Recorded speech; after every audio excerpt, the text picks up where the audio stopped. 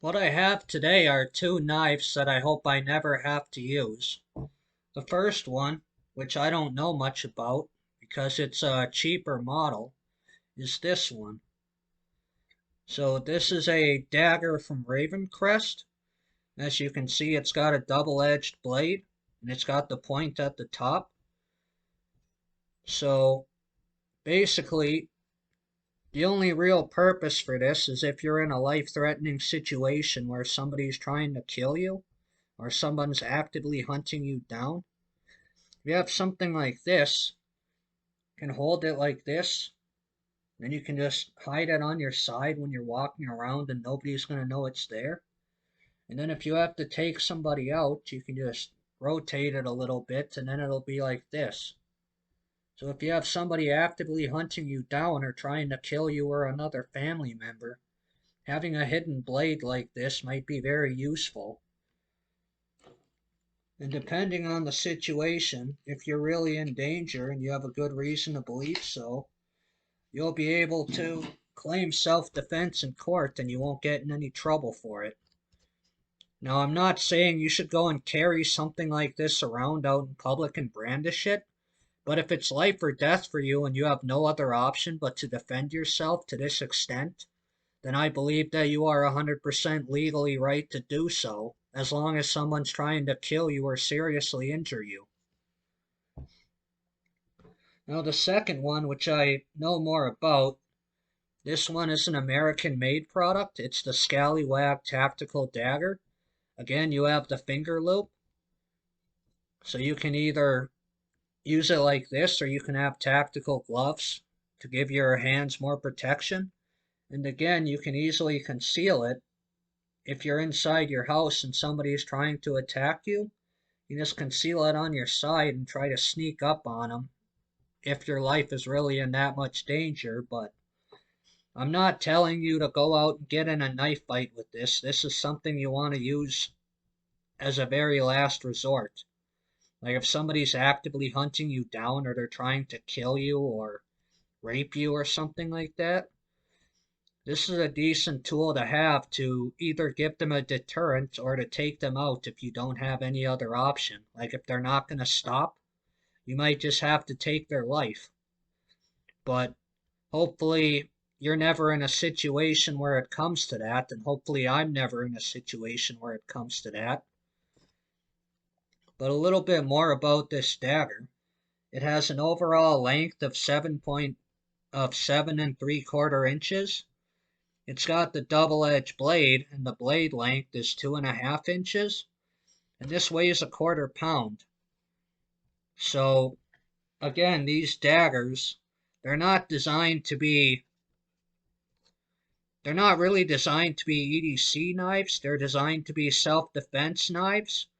And there is an appropriate time to use them, and there's a time when it's not appropriate.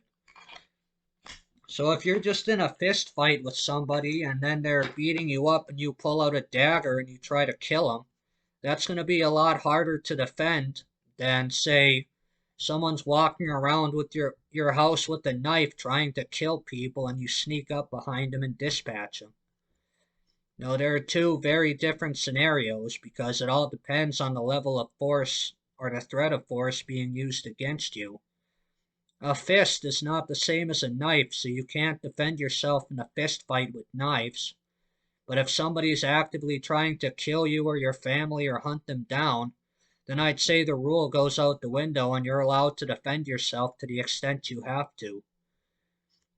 That being said, if I was in a situation like that where either me or my family's life was being immediately threatened, like there was a chance they could die because we had somebody going around trying to hunt somebody, like an active situation around the house with somebody carrying a knife, I have to say that the only mercy I'll show somebody if they're actively trying to hunt or kill me is by making their death quick. Now, that's not something that I want to do, and it's not something that I would like to have happen, but it reminds me of a story or a question I was asked during a presentation by a correctional officer. If you were up in a gun tower and you had a fleeing inmate, a dangerous one, perhaps a serial murderer that was trying to escape the compound, would you be able to pick up the rifle and end their life? That's a question that I struggled with for a while, and I found my answer, which would be if it was for the greater good of society, I would pick up the gun and I would put an end to the inmate's life.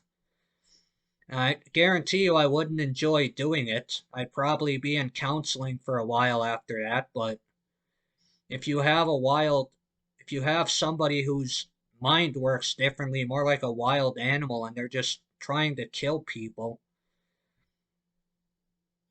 I hate saying it, but sometimes for the betterment of society, the best way to handle somebody like that who's deranged is to put him down like a snarling, out of control dog.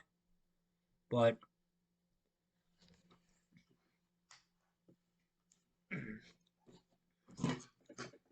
if I had to go and use this on somebody, I can guarantee you that it would not be, I would not enjoy doing it, but if it's going to be me or someone else that's going to die on a specific day, I guarantee you it's not going to be me.